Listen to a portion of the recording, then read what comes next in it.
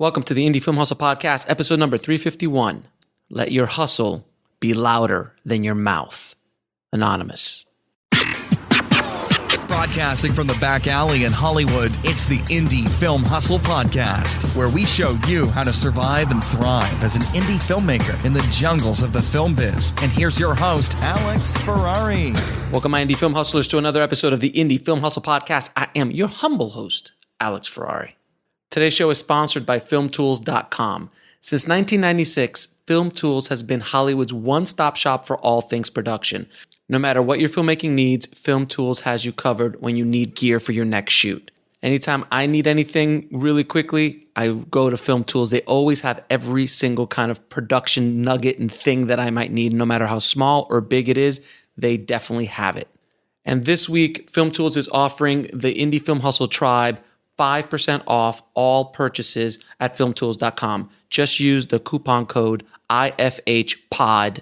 That's IFHPOD at the checkout at FilmTools.com. Today's show is also sponsored by the Make Your Movie Bootcamp.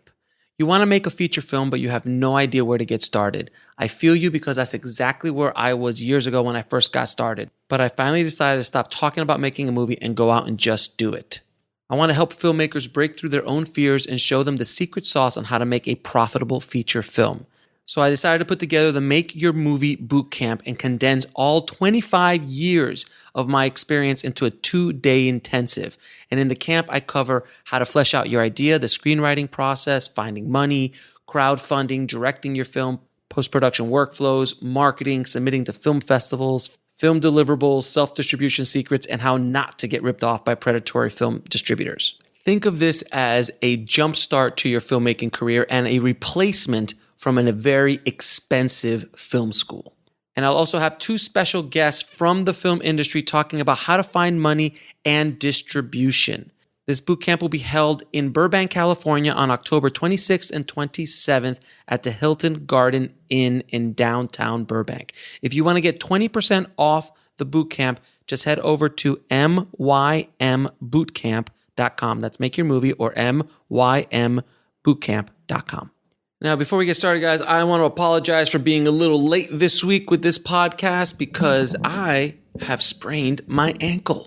So I was laid up yesterday all day in bed, and it was not a good thing. So I am back. I'm still swollen. I'm still in pain, but I am here because I am dedicated to the tribe and making sure I put out good content every week. So I try not to let anything stop me. And in the course of over 350 episodes now, I've only missed a handful, and those are generally because of illnesses or injury of one way, shape, or form. But I am here today, and I want to talk to you guys about the future of what I think the future is of independent filmmaking, on how to actually make money with independent films, and moving forward, what we can do and how we can protect ourselves from outside influences and situations that will hurt our chances of actually making a living in this business.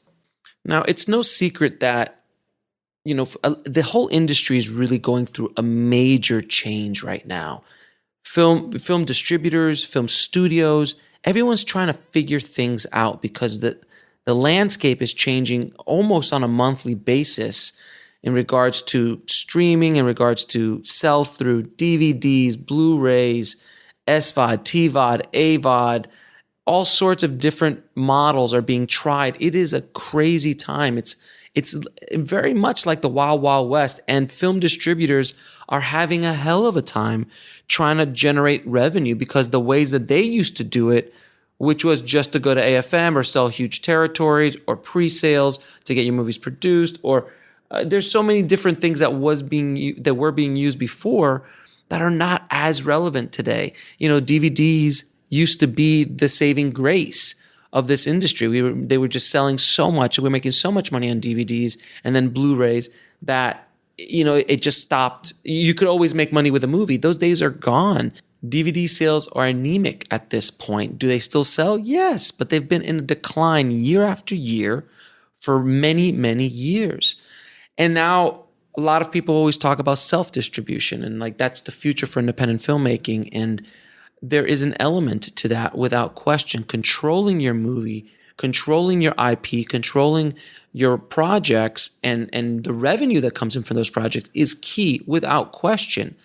But self-distribution is not what it was all cracked up to be if this entire debacle with distributor has shown anybody.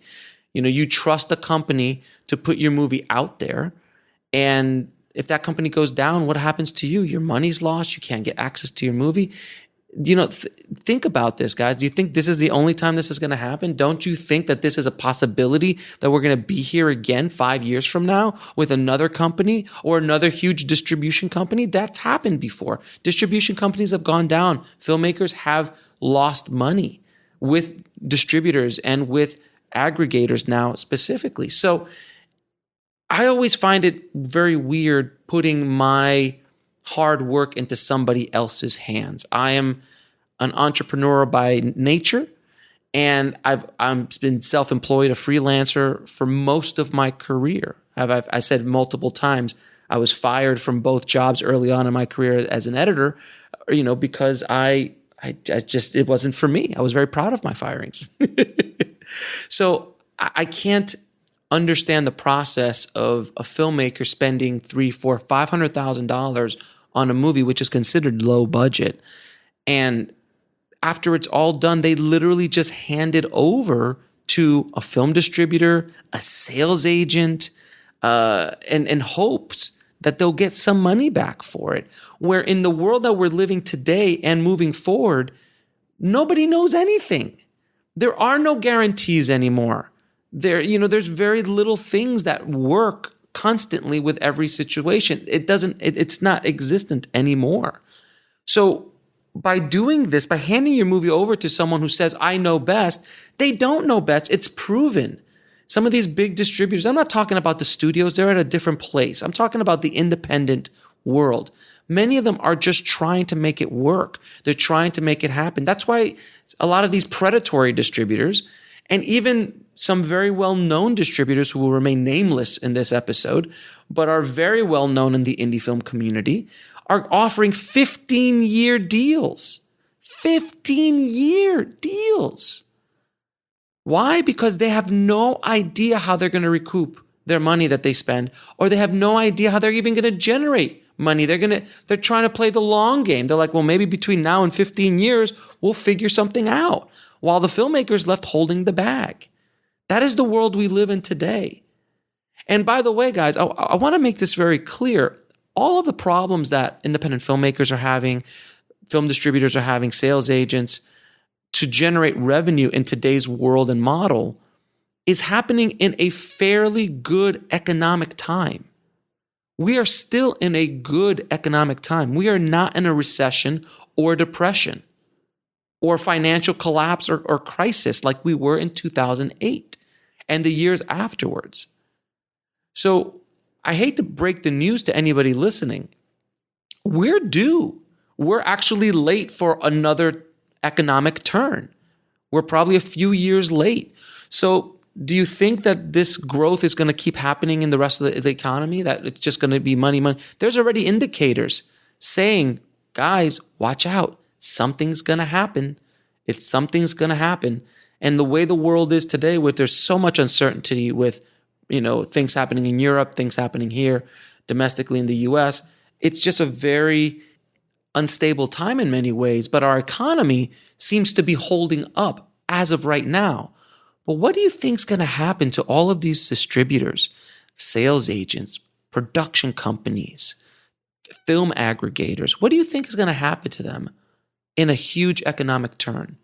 Let's say 2008 happened again. I'm not wishing it by any stretch. I'm just kind of sounding an alarm. And it's not a conspiracy theory. Anybody listening out there like, oh, this Alex has gone crazy. He thinks it's a conspiracy theory. No, there is sound economic knowledge behind this. Look it up. There's a lot of indicators that are saying it. And just on a historical standpoint alone, it goes in cycles. Every 8 years, every 10 years, there's some sort of economic downturn. So we're due. We're late for our economic downturn. So it could happen tomorrow. It could happen in 2 years. But I think something's going to happen within that time period. We'll be right back after a word from our sponsor. And now back to the show. Something somewhere is going to happen. So how do you think it's going to affect us? How do you think it's going to affect our industry? Do you think that film distributors, film aggregators, and sales agents, do you think these guys are going to be able to withstand a 2008 again? Or God forbid, something even worse than what happened in 2008? Do you? I'm honestly asking everybody. I want you guys to answer the question in your own head. What do you think is going to happen? Because right now, everyone's having a tough time in a good place, in a good economic environment. So what can we do? You know, I don't want to be doom and gloom and everything here. I wanted to bring this out, and I wanted to kind of put it out into the ecosystem of independent filmmaking so people start talking about this, because this is something that's going to really hurt all of us in the future.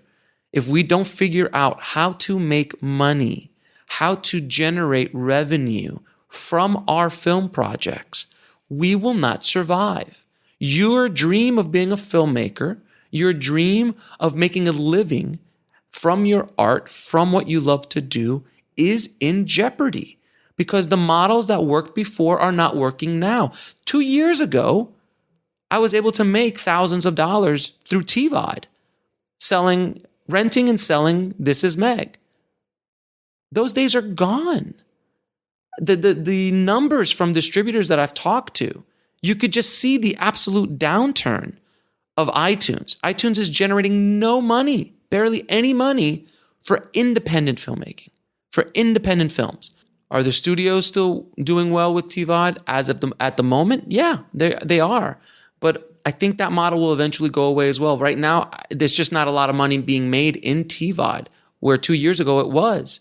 Now the new thing is SVOD and AVOD. That's where a lot of money is being made. If you put your movie up on Prime, on Amazon Prime, you're going to probably make more money than if you put it up on, rentals and purchases. Though if you're going to do proper distribution windowing and things like that, you could put it up for 2-3 weeks or a month for buying and renting to see if you can generate any sales. And after that, you could put it up on Amazon Prime, because again, the numbers and the data that I've been seeing is that money is being made more so on SVOD, and the new up-and-coming way of making money with films is AVOD, which is advertising video on demand, places like Tubi. And the reason why is because people are starting to get tired of all these subscriptions. So they're just watching, they get their Roku, they open up Tubi and they're watching movies or watching shows, and they're just dealing with the commercials. But that's where a lot of money is being made right now. But who knows what's going to happen in the next 6 months to a year? That could dry up. There's just always something. There's always a new technology, a new way the customer is his watching habits, or their watching habits are changing. It's just so crazy. There's so many things. Next year, we're going to have Apple TV Plus, Disney Plus, NBC Universal. I think Warner Brothers is coming out with one. Comcast is coming out with their own. There's multiple big time streaming services that are going to be coming out. How many of these streaming services do you think people are going to pay for? Like at a certain point, it's going to be like $150, $200 if you get everything, which is actually much more expensive than your old cable bill, which is what everyone cut the cable for, because they didn't want to spend so much on satellite and cable because it just got ridiculous. So I'm putting this out on the table for you guys so you can kind of see where we are right now and where we're going. Now, the thesis that I am throwing out there into the filmmaking community, the thing that I believe to the core of my existence is the future of independent filmmaking, is the future of the survival of independent filmmaking as we know it today, is the entrepreneurial filmmaker, the filmtrepreneur. There's no question about it. Because if you're able to generate multiple revenue streams from your movie, if one dries up, your whole revenue is not dead. See, this is the problem. And this is economics 101. This is investing 101. You should never put all your eggs in one basket. You need to diversify your portfolio. You need to diversify your revenue streams. So when you hand over a movie wholeheartedly to a distributor, which is great, and there are, like I said, I've spoken about many great distributors out there that do good work, and they can be a part of the model that I'm about to present to you. They absolutely could do things because they, people like Indie Rights and Film Hub and these kind of distributors are great, and they can get to places that you can't get to in a self-distribution model. You cannot get into 68 English-speaking territories on Amazon Prime or for rental or purchase. You just can't by yourself. Even if you upload to Amazon by yourself, to direct Amazon Video Direct, you get 2 territories, 3, I think, at tops. So there are benefits with working with a traditional distributor, but as part of an entire ecosystem. And that is what I'm presenting to you. So with a movie, you have to look at it as a complete ecosystem. How can I generate revenue from this movie? You can't just look at it the way we've been taught for years and years and years. The old model is dead. The old model is not built for us. It's not built for independent filmmakers. The model of make a movie, give it to a distributor, and pray that you'll get paid one day, that model doesn't work for us. It might work for the studios because they're the studios and they have their own infrastructure and they have their own distribution. So it works for them because they control their entire ecosystem globally. Globally. Disney has distribution in England and in Europe and in Asia, and they have it all. So they can make things like that work. We can't. We're dependent too much on outside companies, outside sources. So you have to diversify your revenue streams. So there are multiple ways of doing that. And I won't go into every single detail in this episode, but I want you to start thinking about how you can generate more revenue from your films. And I argue that this conversation needs to be happening at the beginning stages of your movie. At the very beginning stages of your movie, you need to start thinking, how am I going to be able to make money with this? And that's the problem with a lot of artists like myself and every filmmaker.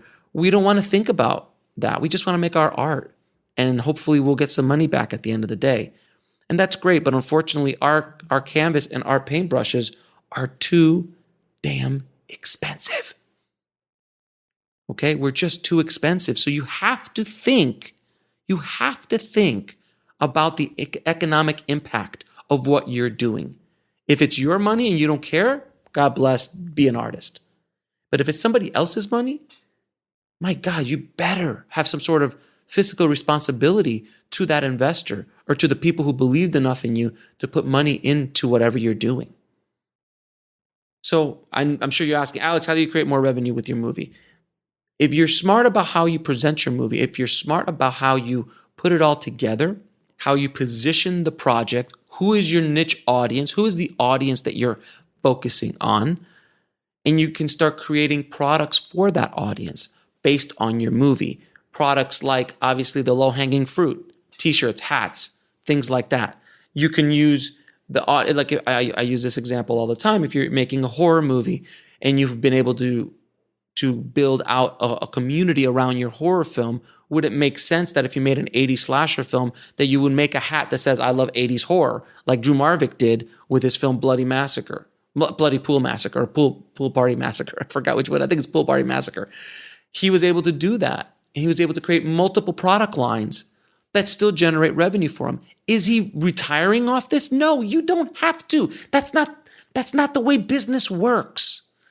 So many filmmakers think that they have, like, every one movie is the lottery ticket that has to put them away for life. Does that happen every once in a while? Sure. Once every decade? Seriously. People still bringing up Paranormal Activity. People still bring up Blair Witch or El Mariachi, for God's sakes. Those are outliers, man. That's not the way it works. For every Uber or for every Airbnb that explodes, or Beyond Meat now with the plant-based burgers, for every one of those companies, there is thousands, if not hundreds of thousands of companies who try and fail. We'll be right back after a word from our sponsor. And now back to the show. And there's also tens of thousands of companies who are able to generate revenue and build and support their families and grow. And some of them will grow to massive scales. Other of them will stay making money for many, many years to come. And that's how you have to look at it. You have to look at this as the long game, guys. You have to look at this as the long game. So you could start building revenue by creating different product lines. So low-hanging fruit, t-shirts and hats. How about online courses you can build out for different things, educational products you can build out based on your niche, specific product lines. Like if you had a swimming documentary, you can create swim caps that are specific to that audience that have your logo on it. People will buy that. If you have a spiritual movie or spiritual documentary, does it make sense to build out meditation products, yoga products, things like that, things that that audience would be interested in? Sure. How about building out services or selling services like Brad Olson, the filmmaker behind Off the Tracks, which is a documentary about Final Cut Pro X, for God's sakes. Not a very broad spectrum movie, but hell, he was able to make not only money with it, but he's able to sell his services. He's able to establish himself as a thought leader in his space in the world of editing. And he's been able to generate revenue by getting gigs. It doesn't all have to be so black and white. You've got to think creatively. And this, by doing what I'm telling you guys, if you start thinking like film entrepreneurs, you are going to be in much better shape when something happens to our industry, when something happens economically or an economic downturn or something happens, you'll be more resilient. Your projects will be more resilient because you're diversified. And if you're able to do 2, 3, 4, 5 of these kinds of projects and own all of them, put them all in your portfolio, and you're able to generate multiple revenue streams from all of these projects. And I'm not talking you have to have $500,000 movies. Look at me. This is Meg cost me, I think, between $5,000 and $8,000, somewhere along those lines. And On the Corner of Ego and Desires cost me around $3,000. And I'm able to generate revenue from both of those films and continue to generate revenue from them, multiple sources of revenue from them. Here and there, doing different things. I'm talking about them right now on this podcast, which has helped me generate revenue through my sponsorships. There's so many ways you have to think about how you can make money with your movie. And I know out there, and I've already had these conversations with filmmakers. They're like, oh, Alex, I'm a filmmaker. I don't want to think about building an online course for my movie. Great, don't. If you don't want to, don't. Go with God. Godspeed to you, my friend. If that's not what you want to do, don't do it. But don't complain when you're not able to generate revenue in the old model. Don't complain when you're never able to make another movie again because you didn't think of the economics behind what you're doing. If you're thinking about making movies purely as an artist, understand that revenue, the money or the budget that you're putting into that money is at risk. It's a risk anyway. But if you're cool with that, then Godspeed, man. I'm not telling you have to do anything. But unless you have independent sources of income, first of all, and independent sources of money that can finance all of your creative endeavors, you're going to have to figure out some sort of business model that's going to be able to sustain you throughout your career. Again, if you're rich, mommy and daddy's paying for it all the time, God bless, man. You got a trust fund? Do it. You made a lot of money in real estate and this is what you want to do now? You don't care about making money there? Cool. Fine. But for the rest of us, I'm trying to put out a model. I'm trying to put out a method of a way for filmmakers to make money, real money every month. If it's $5 here, $20 there, $100 here, $5,000 there. Every month coming in. That's what I want for every single filmmaker, everybody in the tribe that wants to make a movie. That's what I want for you. To make a living doing what you love to do. making a living, not being super wealthy, not living in the Hollywood Hills somewhere or in a mansion or flying out in private jets. Sure, if that happens, great. But if it doesn't, can you put food on your table? Can you pay your rent? Can you support your family or yourself? And can you do the art that you want to do? And can you make and that's what you dedicate your life to, is just doing your art. Man, I think that's a win. I don't know about you, but that's a win for me. You can get paid to do what you love to do and support your family and put a little money away and pay the bills and do what you love to do. Man, isn't that the dream? And wouldn't it be amazing that when you make one product, that product still generates revenue for you years down the line? It just continues to generate revenue for you if you set everything up right. And then as new technologies come up and new opportunities come up to generate revenue, you can bring that out of your portfolio and start creating other revenue sources again. You know who does this, guys? The studios. I mean, look at Disney. Disney's still making money with Snow White every single day. Someone somewhere in the world is buying a t-shirt or a product that has Snow White on it, or has bought the movie, rented the movie, or is watching it on a streaming platform somewhere, probably going to be on Disney Plus. But they're still generating revenue off of their entire portfolio, their library of films. Why can't we do something similar? The world is in a place where we have more access than ever before. Access to affordable technology that makes our films look very high quality, much more so than years ago. So we have access to affordable, high-end cinema production. We have access to the consumer.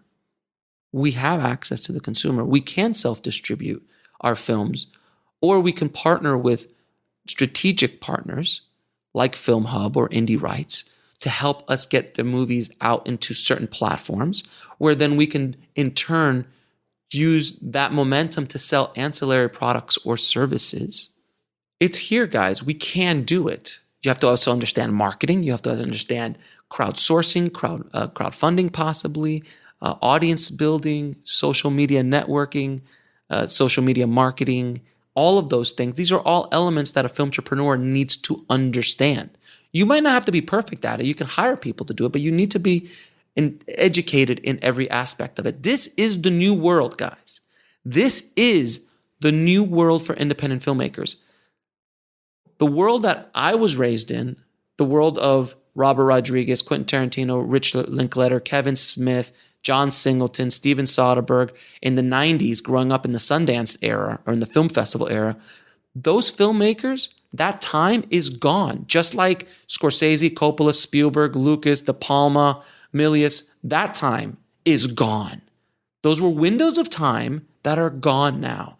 The window that we're in right now is the era of the filmtrepreneur, the era of the filmmaker who knows how to generate revenue with their films outside of this legacy model that is not built or designed to benefit us in any way. Before you could throw a movie star on a poster and sell it. Those days are nil to none. I mean, Brad Pitt just opened a movie a week or two ago. Brad Pitt, one of the biggest movie stars in the world. I'm a huge fan of Brad Pitt. But you know what? Downton Abbey beat him. Downton Abbey. A British movie about, I don't even know because I'm not a Downton Abbey fan, but it's like, very British things in a castle. And they beat them with no major stars in it. Why? Because it was a niche. It's a niche audience, an audience that was passionate about them, passionate about that TV show. And that overpowered any star power that Brad Pitt might have had. So those days are not, you could put Tom Cruise in a movie. You could put Will Smith in a movie. There's a handful. There's not many of these movie stars around anymore that really do any major things. I mean, everyone talks about Robert Downey Jr. Robert Downey Jr., who is amazing, but you put him outside of the Iron Man suit, it's a challenge. He had movies outside. Same thing with Chris Evans. Same thing with Chris Hemsworth, all of the guys of the Avengers. You put them outside of the Marvel universe, and they don't have the same impact. We'll be right back after a word from our sponsor. And now back to the show. So that model is not what it used to be. I remember that you could put Arnold Schwarzenegger or Sylvester Stallone on a movie and it guaranteed $30 million opening weekend just purely because of their face. Those days are gone. These models that we were raised with, these models that we grew up with are no longer valid, especially not valid for independent filmmakers. You have to think differently. You have to think outside the box. You have to think like a film entrepreneur. You have to think about how you're going to make money with your movie if you intend to move forward and make a living doing this. I want this to become a movement. I want this to become just like the French New Wave, just like Cine Verite, just like all these different kinds of movements in film. I want filmtrepreneur to become a movement. The movement of when filmmakers took control of their own destiny and started to make the art that they wanted to make without any interference from outside sources and able to self-sustain their own career. And imagine the art that we can create as a community if money was not as big of an issue as it is today. If we can create businesses, we can create systems where we can just generate movie after movie, doing whatever we want, aiming it at a niche audience. Because, by the way, the future is not broad, guys. For independent filmmaking, if you are not making a movie for a niche audience, for an audience that's specific, that you're trying to target, that you can actually target, and don't tell me romantic comedy is a niche or horror by itself is a niche. It's too broad. You've got to go down. You've got to niche down. And I explain all of this in my new book, and I'll talk about the book again in a little bit. But without understanding that concept, you will lose. I think in general, the whole industry is going to go towards a curated niche style of content delivery. Because look at Disney Plus. Disney Plus, which is coming out next year, is going to be arguably a niche. Anybody interested in Disney, Star Wars, Marvel, Pixar, or National Geographic style shows and movies, those are 5 niches all under one complete package, which is Disney Plus. They're not going to be doing massive, giant, horror movies that's not the brand. They're going to be aiming at the family niche. Now, that's a very large niche, but they're Disney. They can do something like that. These very broad services are going to have a tough time. I don't know what the future is of Netflix. They're spending a heck of a lot of money on original content, and they're doing great work, and they're allowing filmmakers to do cool stuff. We'll see. But unlike Disney, Netflix has arguably one revenue stream. That's all that company really has, is one revenue stream, which is subscriptions. So if the fit hits the shan and subscribers go down, the company goes down. Sure, they have some merchandising for Stranger Things and some other shows. That's nothing comparative to what their main revenue stream is, which is subscriptions. But Disney is so diversified through thousands, tens of thousands, hundreds of thousands of products and revenue streams throughout its entire ecosystem, that if Disney Plus folds, they could take a hit. They're fine because they're diversified. So be aware of that. Be very, very careful about that. Same thing happens for any business that is dedicated on one revenue stream and one revenue stream alone. There is a potential for it to go down. So these film aggregators, if their entire business plan is based around film aggregation, selling those services, if for whatever reason that dries up, those companies go down. They go down and they take anybody with them They take anybody that signed up with them down with them. It happens with distributor. It will happen again. We will be back here again in another flavor within the next 5 or 10 years. It will happen again. So if you have a diversified revenue stream portfolio, if you will, based off your movies, if money coming in from rentals and sales and SVOD and AVOD dry up for whatever reason, you're still able to generate revenue from other places. Hell, my first little short film, Broken, I'm still making money with. I got so many, I built an entire post-production company based around a short film in 2005 and completely was focused on independent filmmakers of like micro budget and low budget filmmakers doing visual effects, editing, color grading, post-supervising, all that kind of stuff for them. I built an entire business that kept food on my table and my rent paid for over 15 years now? Almost 14 to 15 years that kept food on my table off of one short film because I diversified my revenue streams. That is kind of the origins of being a film entrepreneur for me. That's when the model was created in my world.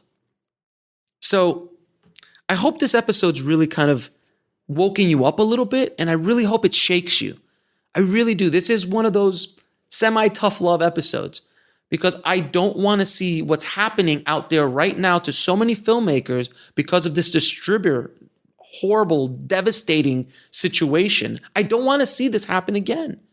I don't want to see everybody put all their eggs in one basket. I want them to be able to have a diversified revenue plan for all of their films and to think of it in that manner. And if you don't want to do the work, I'm sorry. This is just the realities of where this is going. If you don't want to do it, like I said before, don't do it. But you'll be better positioned being a film entrepreneur than you will be just being a filmmaker and working in the old legacy model. I hope this makes sense to you guys. I hope you take no offense to it. I want you to use these ideas to help you on your path. So I've put all of my ideas down in my new book, Rise of the Film Entrepreneur, How to Make Your Independent Film into a Money-Making Business. It's coming out in November, early November. I've already handed it over to my book editor. She is working on it feverishly, and we will be releasing it in November after my boot camp.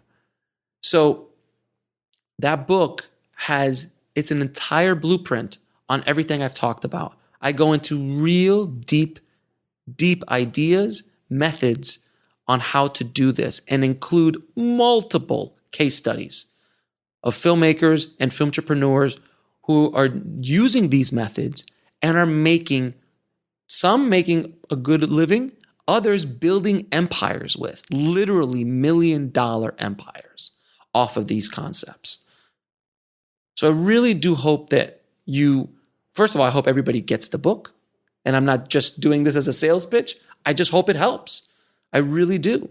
If you want to pre-order it, just head over to www.filmbizbook.com. That's filmbizbook.com. It's available on Amazon for pre-order. It will be available everywhere else after it gets released. Or you can go to the show notes at indiefilmhustle.com/351. And I'll have links there, plus links to shows and episodes talking about being a film entrepreneur, talking about predatory distributors, talking about film aggregators and all the things that we're dealing with. And by the way, we're going to have some amazing interviews coming up in the next week in regards to distribution, self-distribution, the whole film aggregator debacle with distributor, and all of these things. I'm going to be having a very deep conversation with some special guests coming up in the next week or so. So I really hope you guys listen to that. This is such an imperative conversation to have right now, and this is such an important time. I feel we're at the edge of the cliff right now, and it's our job as filmmakers to figure out how to take control of our own destinies. I've done that most of my life by being a freelancer, a business owner, and now running Indie Film Hustle, Bulletproof Screenwriting, Film Entrepreneur, and all the other companies that I run. You have to create your own thing. You have to create your own revenue. You take control of what you're doing. Take control of your art form. Take control of your business. We'll be right back after a word from our sponsor. And now back to the show.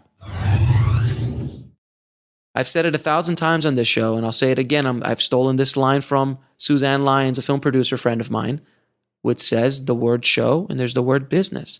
And the word business has twice as many letters as the word show. And there's a reason for it, guys. If you want to be a part-time filmmaker, this is not for you. You want to do like movies on the side, make a movie every 3 or 4 years, good for you. God bless. But if you want to make a living doing what you love to do, and you believe that that's capable of being done, because it is, because I do it, and I know many other filmmakers who do it, but every single one of the filmmakers that I know that is making a living doing what they love to do, in the independent space, in the very independent space, has taken control of their own destiny in one way, shape, or form. They've built out relationships, or they have been able to understand how to become a film entrepreneur. So I wish you guys all the luck in the world. Please stay tuned for some amazing interviews coming up. I'm super excited. We got some Halloween episodes that are going to bring a smile to your face and educate you as well. So thank you all so much for the outpouring of support and the great vibes that everyone's sending me in regards to this whole distributor thing and the work that I'm doing with distributor and getting the word out. You know, we did, if you haven't heard, we got an article written up on Variety, picked up an article finally. No Film School picked up a couple articles, or did a couple articles already. And I know IndieWire is going to be releasing a massive article, which I've been in contact with them multiple times in regards to that. So I really want this word to get out and about not only with distributor, but what the implications are for the future for all filmmakers and all independent filmmakers specifically. So I do appreciate all of everybody's support of this. And if you do see some content in regards to the distributor situation, please forward it to anybody you know that's in this process of making a movie, about to sell a movie, have their movie with distributor and they haven't heard about it yet, and so on. Thank you again. As always, keep that hustle going. Keep that dream alive. And I'll talk to you soon. Thanks for listening to the Indie Film Hustle podcast at indiefilmhustle.com. That's INDIEFILMHUSTLE.com.